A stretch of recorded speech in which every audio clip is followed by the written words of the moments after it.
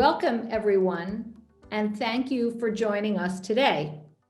My name is Jane Hertzmark Hudis, and I'm an executive group president at the Estée Lauder Companies. Now, our company is something we call a pure play, and we are focused on luxury prestige skincare, makeup, and fragrance. And although we started with a single brand, Estée Lauder, today we have over 25 in our portfolio. And I have to say, I've had the honor and privilege to work for the company and for Mr. Leonard Lauder for 35 years. Now, our company has had a wonderful and long-standing relationship with FIT.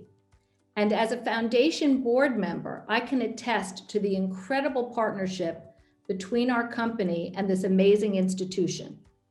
For those of you who don't know, Leonard Lauder and the Lauder family were very instrumental in the creation of the Master of Professional Studies program in Cosmetics and Fragrance Marketing and Management at FIT. Many FIT students have joined our company, and many of our executives are mentors to FIT students today. That is why I could not be more honored to be joined by Mr. Leonard Lauder, the Chairman Emeritus of the Estée Lauder Companies and author of the book, The Company I Keep, My Life in Beauty. This memoir is much more than a collection of business and life lessons. In fact, it's a book about friendship, decency, respect, and kindness, and how that plays a key role in our business world today. The memoir itself is filled with great stories as only Leonard Lauder can tell them, sharing the adventures he had while helping transform the business his mother founded in 1946, quite frankly, in the family kitchen, and how it turned into the beloved brand Estée Lauder and the iconic prestige beauty leader and powerhouse that it is today. And on a personal note, Leonard, you have been a mentor to me for all 35 years, and I can tell you that all of the lessons that you have taught me guide me every single day of my life. And with that, let's get started. So my very first question, Leonard, and I have to ask, is what inspired you to write your memoir at this particular moment in time? Well, firstly, thank you, Jane, for inviting me to your fireside chat. And let me tell you a little bit about the stories. Firstly, I've been telling my children and grandchildren stories ever since they were born. So I'm a storyteller by nature. And so in my mind, over all these years, I've had one story after another. And what has it taught me? So for example, every time I came back from a business trip, and I would sit down with my late wife, Evelyn, and my two sons at the dinner, I would tell them what happened today and what may have happened or not have happened, and we discussed it. So everything in my life has been lessons learned along the way to build a company. So why today? Why now?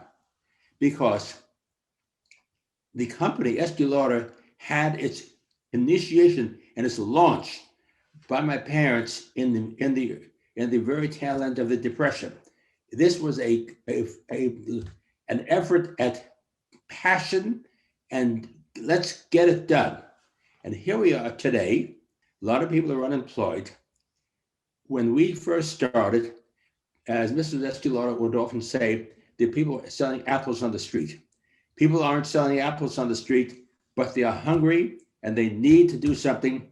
And what I'm trying to do is inspire everyone to be an entrepreneur and either start something or work for something or do something, because you can't sit around and think that hand-wringing is a life strategy, because it's not.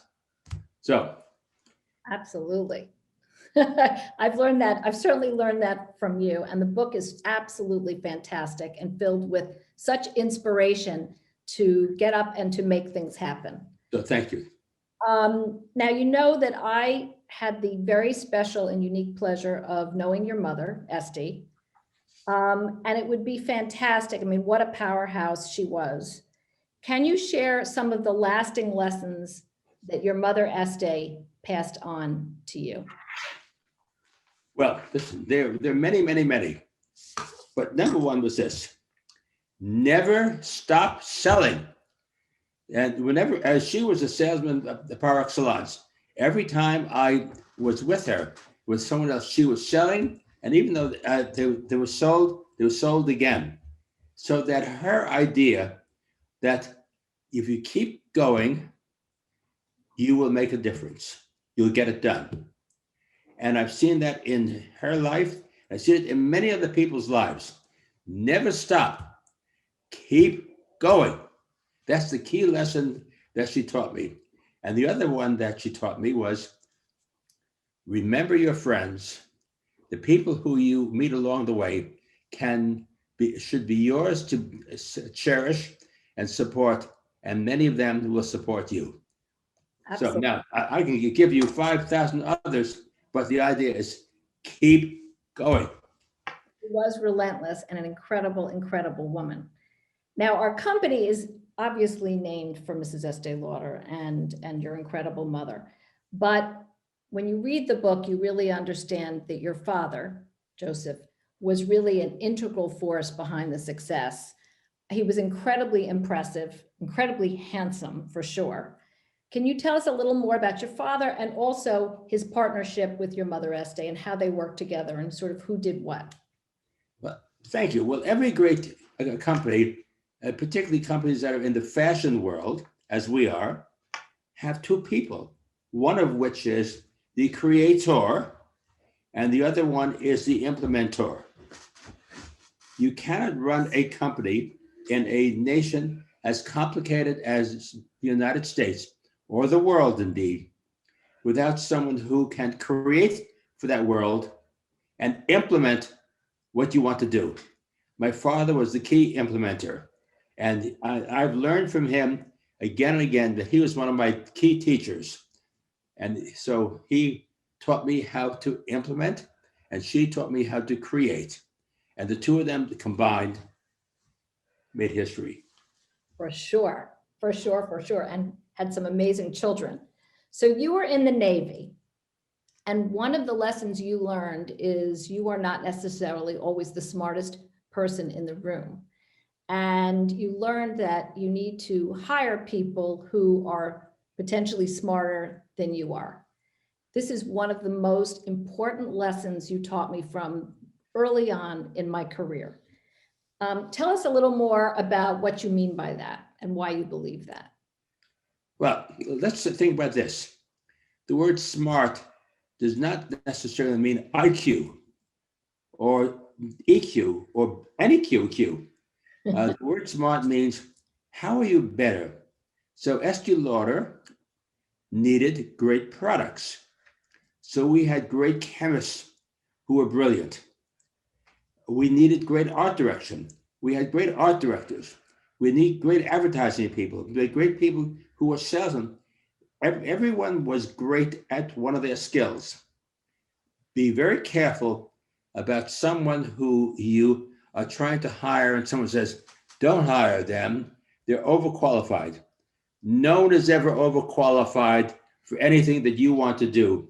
So the question is, how do you assemble a team of people, even though the team is just two of you?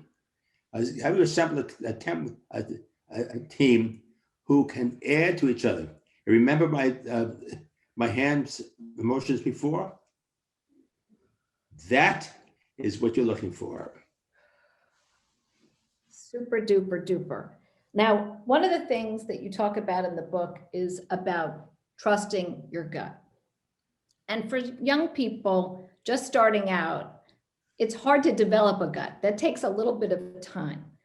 Can you share with us what you mean by this about really going with your gut? And sometimes people will fill you with lots of market research, but you sort of have to feel something in your stomach. I think it would be helpful to the FIT students to hear, why you trust your gut, so to speak.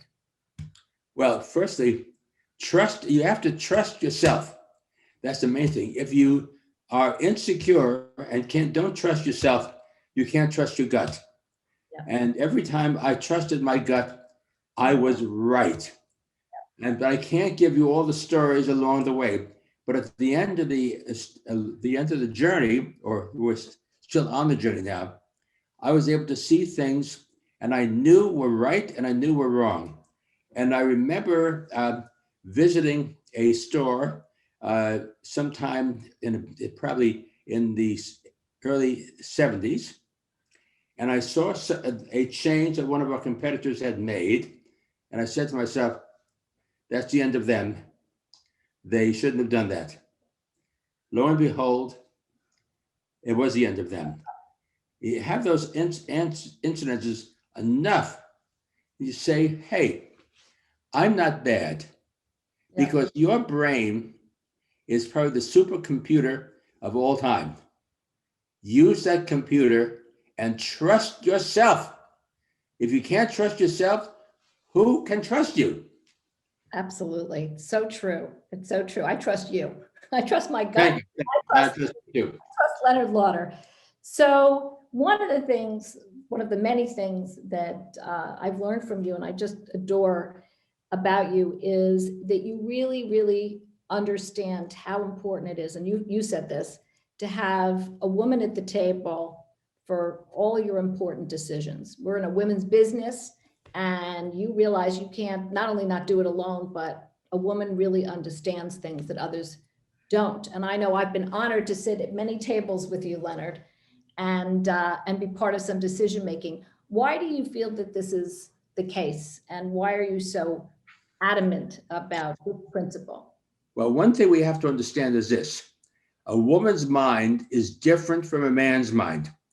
That doesn't make it better, or doesn't make it worse. It doesn't make the man's mind better or worse, but they're different. They're different. And I've always had a structure where there's been a man and a woman, or a woman and a man, and the two of them complemented each other. And if you have that kind of respect and relationship with the people around you, it will work.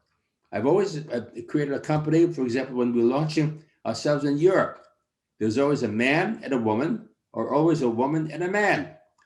And it worked, and the rest is history. Absolutely. It's true.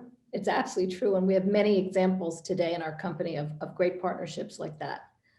So at our company, you are known as the Chief Teaching Officer, and I can attest to that. And you started an amazing program called the Leonard Lauder Brand Equity Symposium. And the idea is that you're passing down your wisdom and really teaching the next generation, all about what's important and what's made our company great and our brands great. Can you share with the FIT community, what do you mean by brand equity, and why is that so important? Firstly, you have to understand what your brand is, and therefore what its equity is. Let me give you an example here. Everyone in the grocery business is in love with selling the products that are unbranded, right? But how are you going to know which peaches taste better and are better, which spinach is better, which corn is better? And someone said, let's brand it. But then once you make that brand, the brand gives you two things. It gives you security, because that means that someone can't come in and cut your price, because they say you have to point out the point of difference between your brand and someone else's brand. Okay? Now, once you understand that point of difference, then you have to support that point of difference. You can't simply say it is what it is and everyone knows. No one knows. So if you have a product, for example, if we have a lipstick that has a wonderful sheen and gloss to it, make sure it has a sheen and a gloss to it that doesn't go away. Because what happens too often is that people forget the question of quality. And I've seen people say, oh, That product is good enough. In Estée Lauder, nothing is ever good enough. It's either the best or it isn't, or it doesn't exist. So understand, if your brand equity is quality and the product quality, everything else, or if the brand equity is where you distribute. For example, we say you're known for your distribution, okay? If you sell your products in a mass place, you price to the mass. If you sell your products in a prestige store, you do something prestige. Don't get mixed up. Yep. Just understand who you are and what you are. And support it with your life, which is exactly. us. So the Estee Lauder brand, which I've certainly had the privilege of working on for many years with you, thank goodness, but it was born during very challenging times during the Depression and following a world war. But I have to say, Leonard, you are one of the most optimistic people I know. And I really believe your incredible optimism has really been a key to your success. And tell us, in challenging times, how do you stay so optimistic? The way to stay optimistic is to be optimistic, and you have to look at the bright side of things. You've heard of the story, the glass of water is either half empty or half full. Yep. I've got a bottle of water here. It's half and half empty and half full. That's where life is, half and half. And we're going through tough times now in this country. But you have to remember that the American experience is one that has brought us through many hard times. Remember, our forefathers were able to do great things no matter how tough times were. We may have tough times. Be optimistic and always be there to win. Yep. And by the way, one of the things that I've learned is that I used to be an okay tennis player. By okay, I mean B minus, B plus in that area, okay? You know what I discovered? Sometimes, just before the ball left my hand for the serve, I knew I was going to ace it. Mm-hmm. You have to remember, you have to trust what you're going to do, and you're going to ace it all the time. Listen, I totally agree. And, you know, I'm an optimist, and it's why we get along. So let's talk for a minute about art, which is also a part of this book, and which I adore. And the joy that you find in art and in beauty and in beautiful things is really a passion that you and I for sure share. Tell us more about how a work of art inspires you, because that's really very special. And I've learned so many things about you through your discussions about art. Well, there are many ways of judging a work of art. And I want to come back and introduce, in a sense, my brother Leonard Lauder, who is a great art collector. And when I was talking to him about, how do you know a great work of art? And he said, well, it's hard to describe, but let me tell you my rule of thumb. Does a painting meet the criteria of the 3 O's? What's that, Ronald? Oh my, and oh my God. And if you see something and it says to you, oh my God, it could be a painting, it could be a work of art, it could be a design that you've just made, a dress or a suit that you just made. If you say, oh my God, you know it's good. But if it doesn't pass the 3rd O, oh my God, you know it's not good. So don't try to explain it. It comes from the heart, and just do it. Listen, and I know when you like something, I use it beyond art, you use that same expression. So we know things are good. In addition to art, you also talk about philanthropy in the book. And tell us, because such a part of who you are is really about giving back to the world. So tell us a little bit about the lessons you've learned in philanthropy and why it's so important to you. Well, I believe that you have to give back, because one of the reasons I work so hard is I want to work hard so that I can give more money to people who need things, okay? Now, to me, my own rule of thumb for philanthropy is this. I don't want to simply support a benefit dinner or someone's, I want to create something, because I've been a creator all my life. If you are a creator, create something. For example, when my kids were little, my sons William and Gary were little, the New York City's playgrounds were very dangerous. Yep. I decided that we would create a new playground called the Adventure Playground.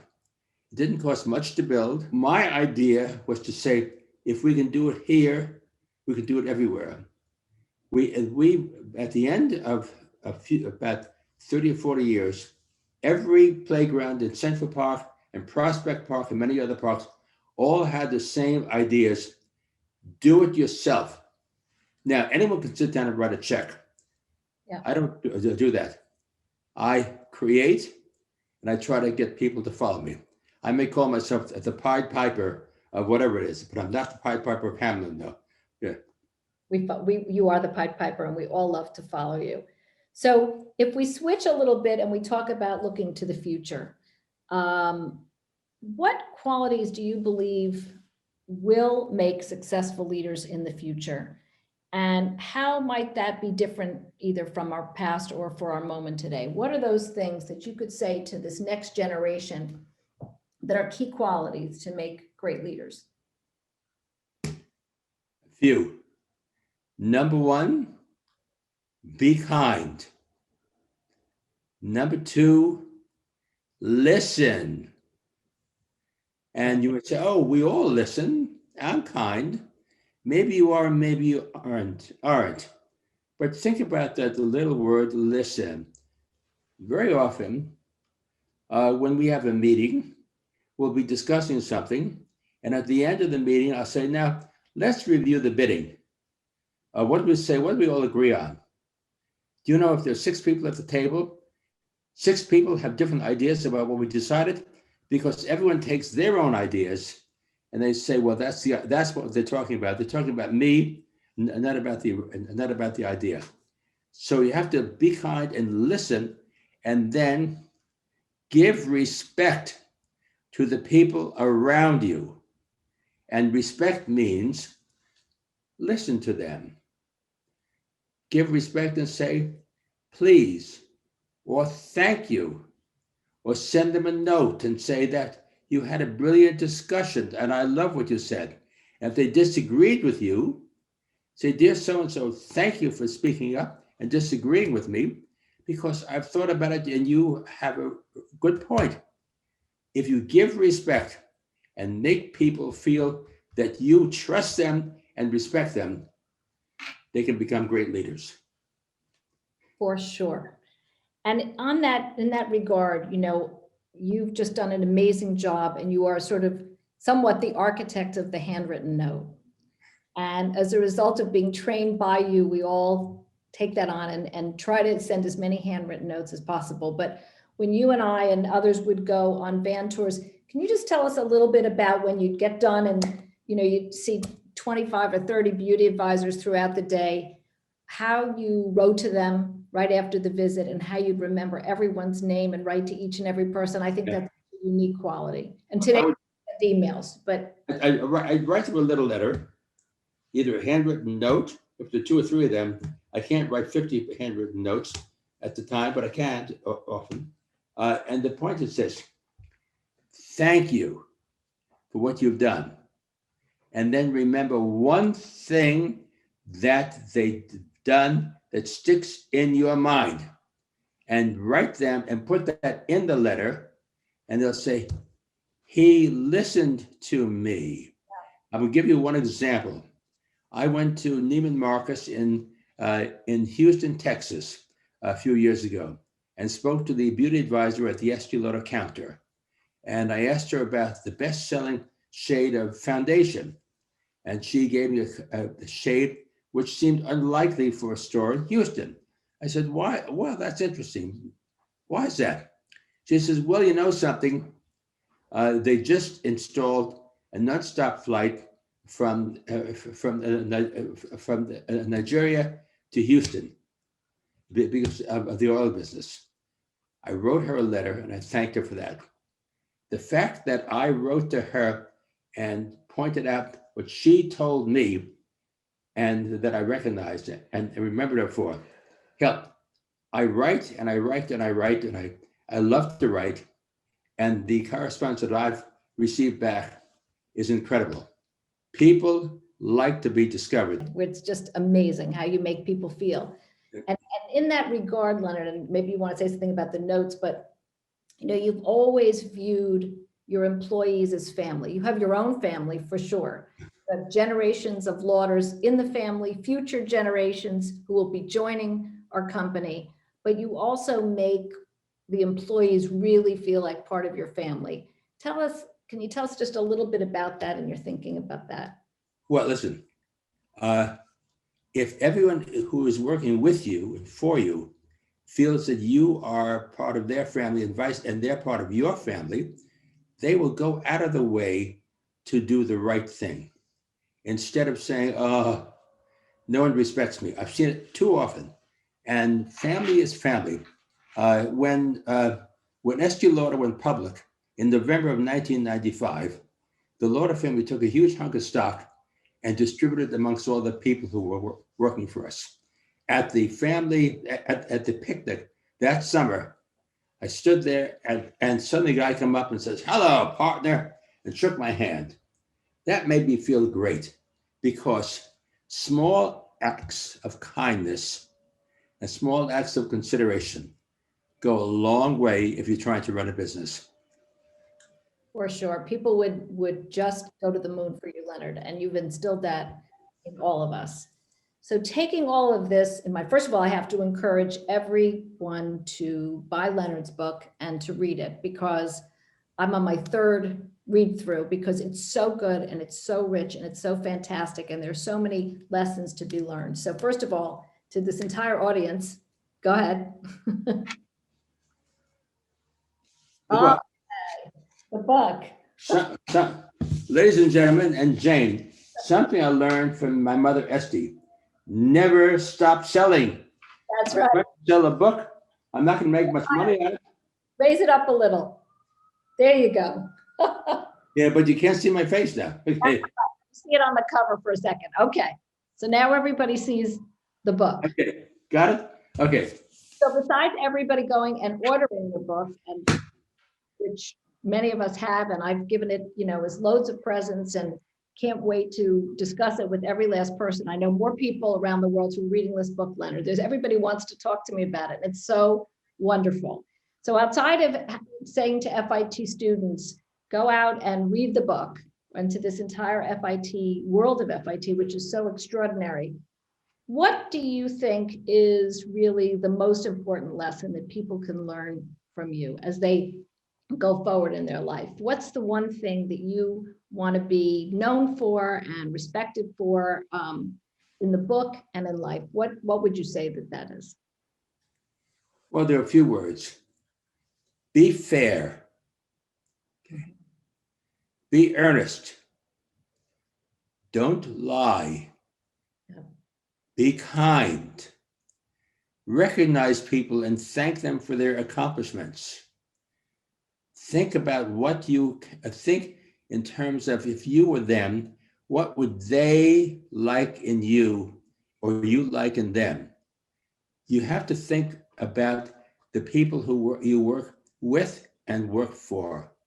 And so to me, the only thing that's really had bothered me about this COVID period is my inability to reach out and go to the people who work so well with me and give them a handshake or a hug and saying, thank you. And one of the things I would often do just before Christmas, I would walk the halls and greet everyone and wish them a happy holiday. I haven't been able to do that, but I make phone calls around the world. Happy New Year, etc. Reach out, touch people, make them understand that you appreciate them and you can't fail. best lesson in the world. So Leonard, thank you for spending this time with us today. It's been nothing short of extraordinary. Just a minute with Leonard is like an incredible lifetimes of lessons and learning. And so we are deeply indebted to you. And the beauty is, buy the book, read it again and again, and you'll be spending lots more time with the incredible Leonard Lauder. Thank you so much, Leonard, for spending. Thank you, Jane. You matched the 3 O's. Oh my God, Jane. Thank you. Love you, Leonard. Thank you so much.